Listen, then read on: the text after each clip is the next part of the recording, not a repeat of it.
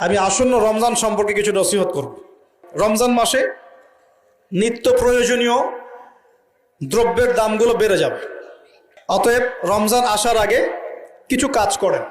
এক নাম্বার, নিজেকে প্রস্তুত করেন রমজানের জন্য। রমজান আসতে 1 মাস 1.5 মাস বাকি আছে না?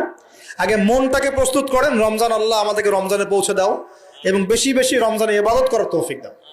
তো রমজানে বেশি ইবাদত করতে হলে দুনিয়াবি কাজ কম করতে হবে। দুনিয়াবি কাজ বেশি করলে তো ইবাদতে মন দিতে পারবে না। দুনিয়াবি কাজের মূল জিনিসটা কি? রিজিকের টেনশন, তাই না? রিজিকের টেনশন, খাওয়ার টেনশন, পড়ার টেনশন, শপিং টপিং, হাবি জাবি। রমজানে এইসব খুচরা টেনশন মানুষ ভোগ করে। অথচ রমজান মাসে সে ব্যক্তি ধ্বংস হোক যে রমজান মাস পেয়েছে, ইবাদত করে গোনাহ মাফ করাতে পারে নাই। নবীজি বলেছেন না? তো এই জন্য রমজান কেন্দ্রিক প্ল্যান থাকতে হবে যে রমজানে আমি এবার 1 খতম কোরআন দিব, একবার আমি পুরোটা পড়ে শেষ করব, নবীজির হাদিস চর্চা করব, আমি মানুষকে ইফতার করা